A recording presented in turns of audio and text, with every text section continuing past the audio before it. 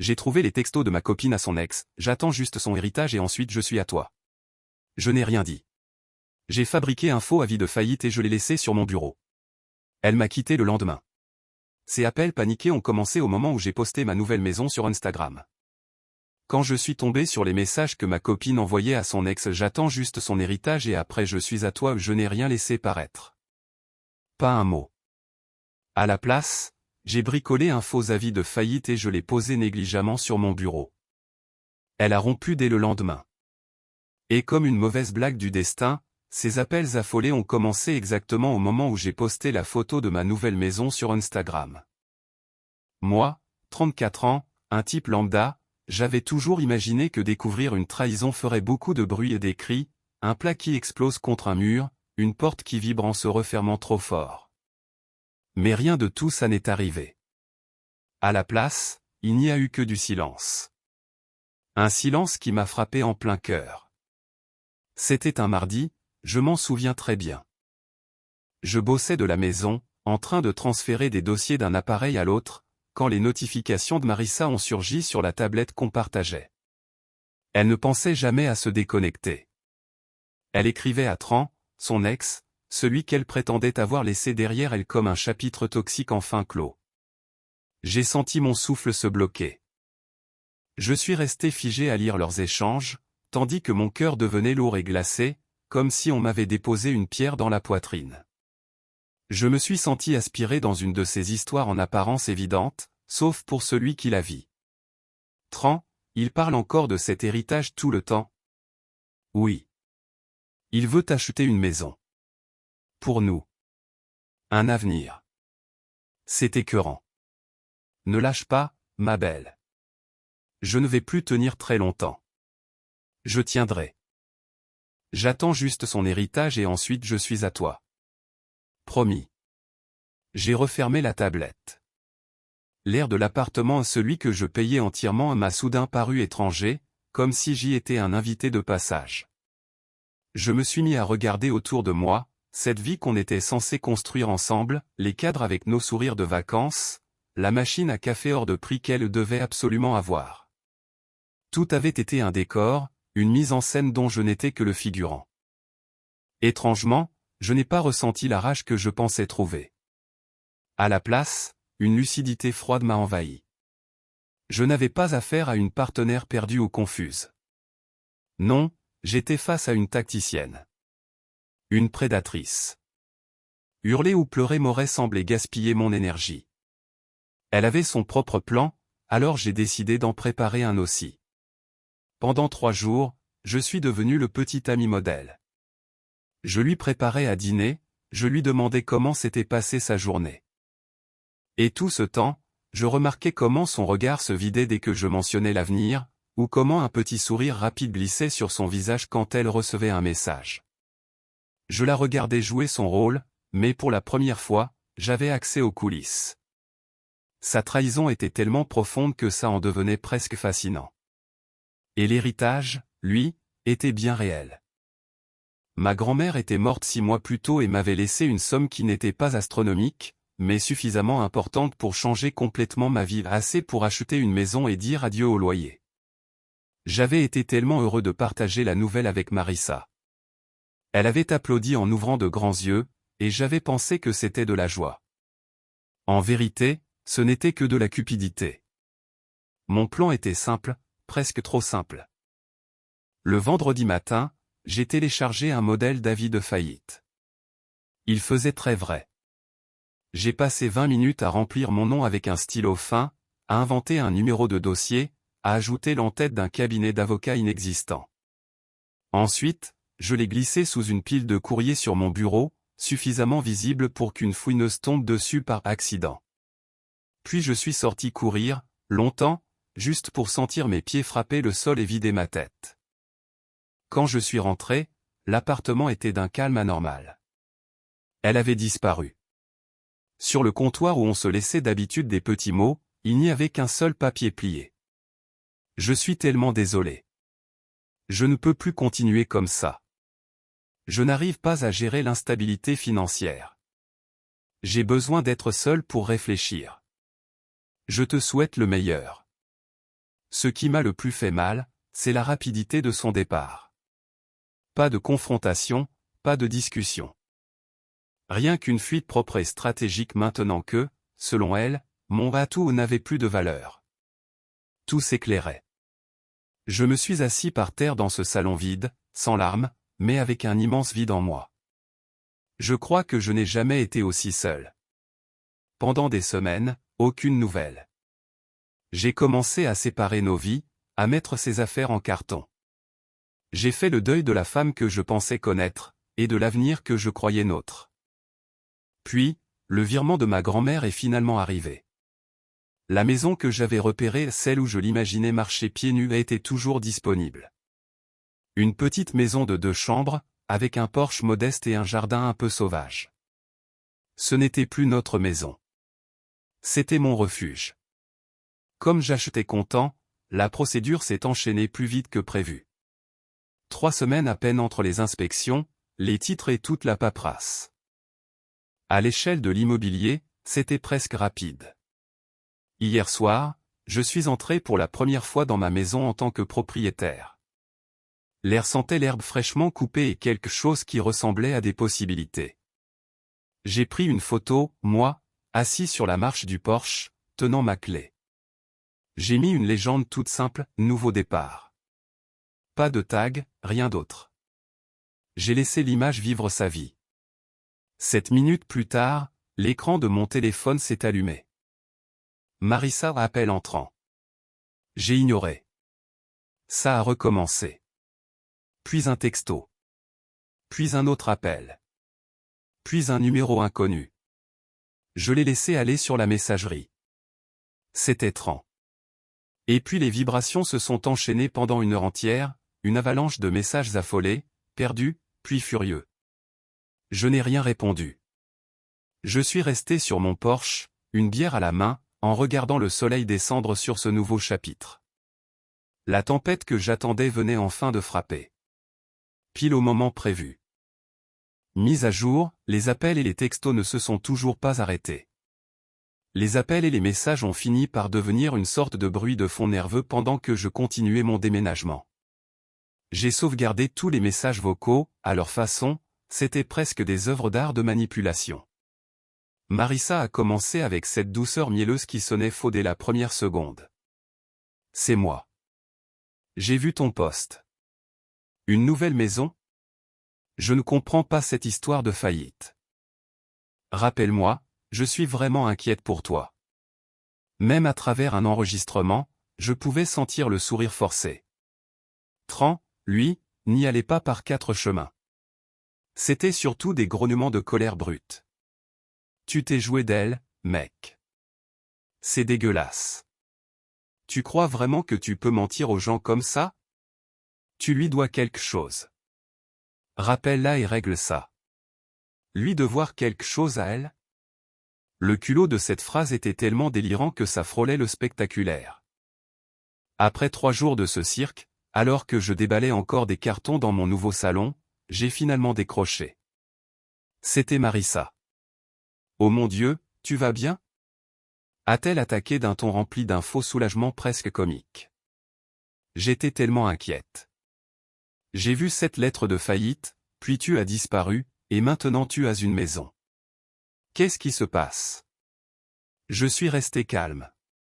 Tu es partie, Marissa. Je suis parti parce que j'avais peur. Je pensais que tu étais ruinée. Comment as-tu pu me mentir comme ça? Et voilà. Le grand retournement.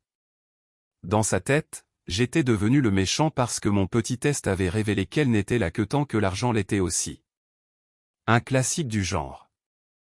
La lettre que tu as laissée était assez explicite, ai-je répondu en ouvrant un carton avec mon couteau. Tu disais avoir besoin de stabilité financière. Apparemment, tu as décidé qu'il n'y en aurait pas avec moi, alors tu es parti. Fin de l'histoire. Une pause a suivi. Je pouvais presque entendre les engrenages tourner dans son esprit. Ce n'est pas juste, a-t-elle fini par dire, sa voix glissant de la tristesse feinte à l'indignation. J'ai investi 2 ans dans cette relation. 2 ans. Je t'ai aidé. On regardait des maisons ensemble depuis des mois. Je t'ai aidé à planifier notre avenir. Tu as passé du temps sur Zillow, Marissa. Je t'en prie. Ce n'est pas une contribution. Si. A-t-elle insisté, la voix montant. J'étais une partenaire qui te soutenait. Cette maison, cet argent, j'ai droit à une part. C'était censé être notre futur. Tu ne peux pas tout garder pour toi. Le silence qui a suivi était presque tangible. J'ai laissé ces mots planer, juste histoire de bien les imprimer dans ma mémoire. Marissa, ai-je dit calmement, presque dangereusement calme. J'ai vu les textos à Tran. Là, silence total. Pas un souffle. 10 longues secondes. Puis la déferlante. Des excuses dans tous les sens, c'était mal interprété, c'était juste un ami, j'étais trop possessif, elle se sentait perdue, elle gardait ses options ouvertes parce que j'étais distant. Un vrai festival. Tu attendais mon héritage, ai-je dit. Pas en hurlant, pas avec colère. Juste l'énoncer pour ce que c'était, un fait. Après ça, tu allais le rejoindre. Elle a raccroché. 1 heure plus tard, les notifications ont commencé à apparaître sous ma photo Instagram. Tran. Ce type est un menteur. Un manipulateur. Ne croyez rien de ce qu'il publie. Puis un autre. Profite de la maison que tu lui as volée. Mes amis ont commencé à m'envoyer des messages, tout va bien? Qu'est-ce qui se passe? Je n'ai répondu à personne. J'ai simplement supprimé les commentaires de Tran et les bloqués. Puis est arrivé le texto de Marissa. L'escalade que j'attendais depuis le début. J'ai presque éclaté de rire. Je suis déjà en contact avec un avocat. Je vais te poursuivre pour ma part et pour le préjudice moral que tu m'as causé en me mentant. Tu auras bientôt des nouvelles de mon avocat. En lisant ça, j'ai souri pour de vrai. Elle était tellement obsédée par l'argent qu'elle ne se rendait même plus compte de l'énormité de ce qu'elle faisait. Le reste de la soirée, je l'ai passé à installer mon nouveau Wi-Fi et à la déconnecter méthodiquement de tous les comptes que nous partagions, Netflix, Spotify Premium, Amazon. Une sorte d'exorcisme numérique. Chaque clic de souris était une petite victoire. Avant d'aller dormir, j'ai passé mon dernier appel de la journée, mon ancien propriétaire. Je devais récupérer mon dépôt de garantie. Les 2850 $. Mise à jour finale. Une enveloppe très officielle m'attendait dans ma nouvelle boîte aux lettres. Elle l'avait vraiment fait. Marissa m'avait poursuivi devant la cour des petites créances. Elle demandait 5000 $. Je me suis retrouvé debout dans ma cuisine ensoleillée à lire sa plainte. Son audace était tellement flagrante que j'ai presque respecté l'effort. Dans sa version, elle réclamait de l'argent pour des services de planification financière et de vie future et demandait des dommages émotionnels liés à des pratiques trompeuses. Elle décrivait mon test silencieux comme un stratagème élaboré pour la torturer psychologiquement. Mais ce n'était pas tout. Mon ancien propriétaire m'avait rappelé d'une voix embarrassée pour m'annoncer que le dépôt de garantie de 2850 $ avait déjà été remis à Marissa. Elle s'était pointée le lendemain de mon départ, avait prétendu que j'étais d'accord, et avait signé les documents. Comme son nom figurait sur le bail, la gestion lui avait fait le chèque. Pour eux, c'était désormais un problème civil entre elle et moi. Bien sûr que ça l'était. Mon chagrin avait complètement viré à une détermination froide. Ce n'était plus une histoire de cœur brisé. C'était une histoire de responsabilité. J'ai réagi méthodiquement. D'abord, le procès. Pas besoin d'avocat. La vérité suffisait. J'ai commencé un dossier, sa lettre de rupture imprimée, les captures de ses messages avec Tran, les phrases clés surlignées. J'attends juste son héritage. J'ai besoin de stabilité financière. Le récit se construisait tout seul. Ensuite, le dépôt de garantie. J'ai rédigé une mise en demeure formelle. La lettre était rédigée de manière impeccable, polie, professionnelle, et absolument inflexible. Elle citait mot pour mot la clause du bail concernant le dépôt de garantie, m'indiquant que Marissa avait 14 jours pour me restituer les 2850 $ par chèque certifié. Passé ce délai, j'engagerai une action distincte pour vol. J'ai envoyé la lettre en recommandé, puis j'en ai envoyé une copie par email, histoire d'être sûr qu'elle la reçoive. La vraie confrontation, par contre, est arrivée sans prévenir. Je quittais mon immeuble de bureau du centre-ville quand j'ai entendu quelqu'un hurler mon nom. C'était Tran. Il se dépêchait vers moi à travers la place, son visage tordu par une colère pseudo-morale. « Il faut qu'on parle », a-t-il lancé en entrant directement dans mon espace personnel. Il était plus grand que moi et il en profitait clairement pour tenter de m'intimider.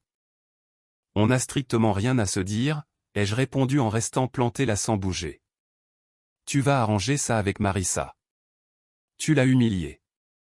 Tu sais que t'es un psychopathe ? Jouer à des jeux pareils. Le seul jeu qu'il y a eu, ai-je dit calmement, c'est celui qu'elle jouait avec moi pour de l'argent. » Il a lâché un rire méprisant. « Elle a investi des années en toi.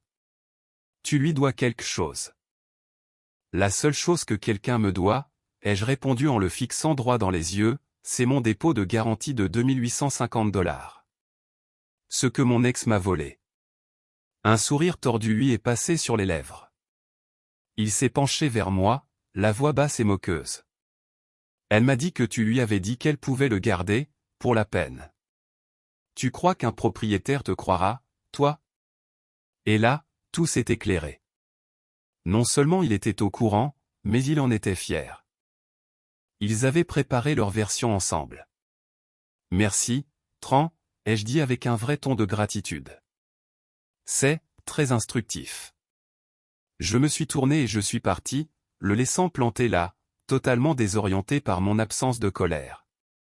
Dès que je suis arrivé à ma voiture, j'ai attrapé mon téléphone et je me suis envoyé un email, notant mot pour mot notre échange, ce qu'il avait dit, l'heure, la date. Tran affirme que Marissa lui a dit que j'avais autorisé la prise du dépôt. Récit coordonné. Mensonge. Une autre pièce parfaite pour mon dossier. Sur le plan social, les retombées étaient moins simples. Marissa avait eu le temps de tisser sa propre version de l'histoire, et dans son récit, j'étais évidemment le méchant. On m'a rapporté qu'elle racontait à qui voulait l'entendre que j'avais fait une dépression nerveuse, simulé une faillite pour la contrôler, puis l'avait mise dehors. Certains l'ont cru et mon téléphone s'est mis à sonner moins souvent.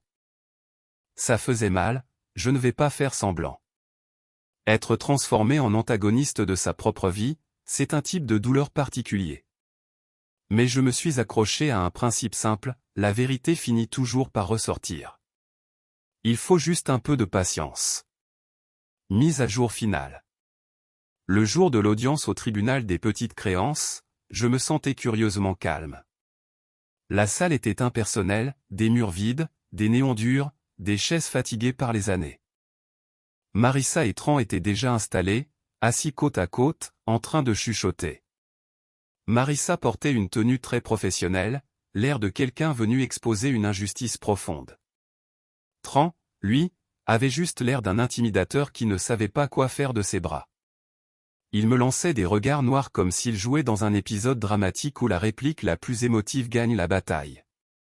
Marissa a commencé. Elle a livré un discours très théâtral sur ma prétendue manipulation, sur le traumatisme psychologique que je lui aurais infligé, sur l'avenir que je lui aurais arraché. C'était presque convaincant, je dois l'admettre. Puis, ce fut mon tour. Pas de grand discours. Pas de pathos. J'ai simplement présenté mes preuves. Pièce A, ai-je dit en posant sa lettre de rupture devant la juge. Ses propres mots, écrits noir sur blanc, expliquant qu'elle partait parce qu'elle voulait de la stabilité financière, exactement le lendemain où elle avait cru que j'étais ruiné. Pièce B, ai-je poursuivi, ce sont les messages entre Marissa et Monsieur Calder datant de la semaine précédente. J'en ai lu un à voix haute, la salle s'est figée. J'attends juste son héritage et ensuite je suis à toi.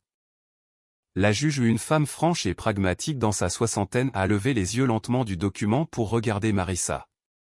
Et là, pour la première fois depuis le début de toute cette histoire, j'ai vu son masque se fissurer.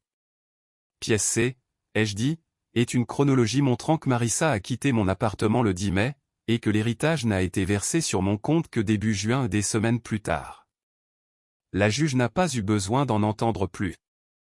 Elle a rejeté la plainte de Marissa d'un ton sec et ferme.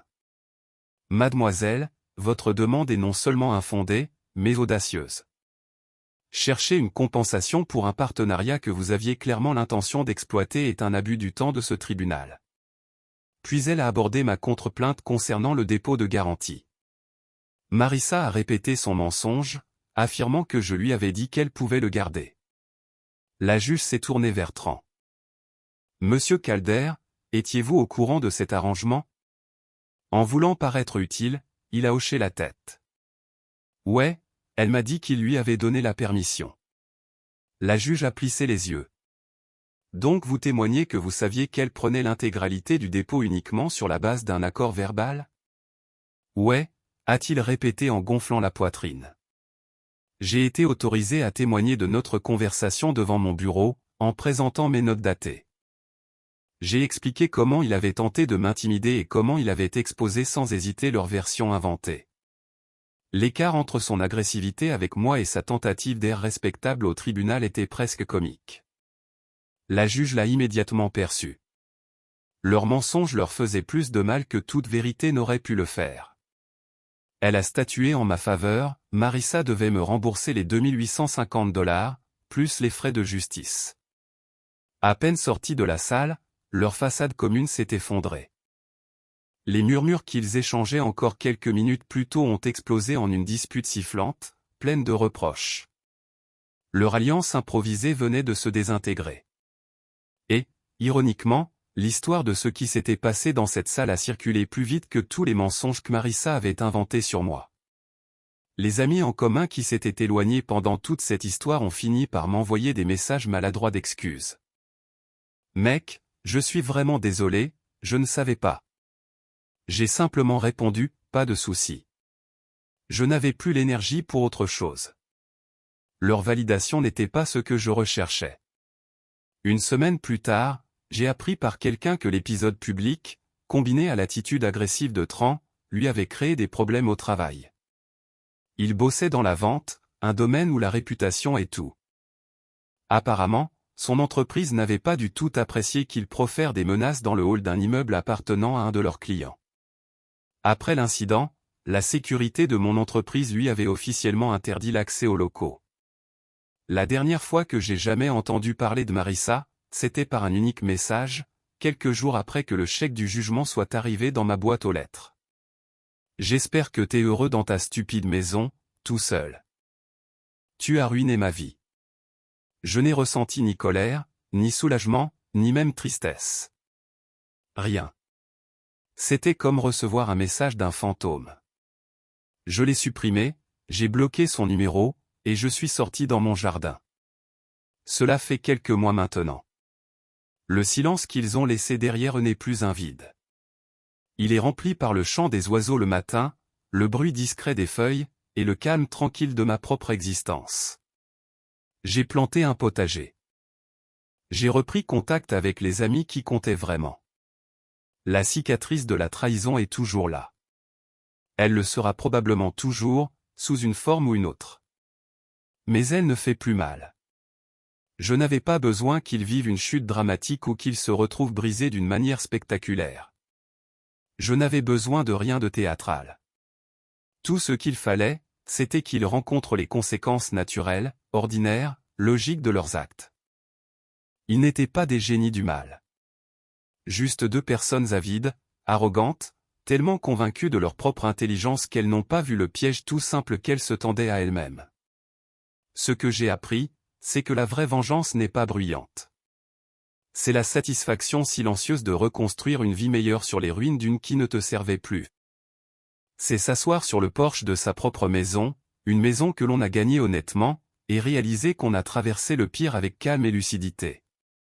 Ils n'ont pas ruiné ma vie. Ils ont simplement dégagé la route pour que ma vraie vie commence.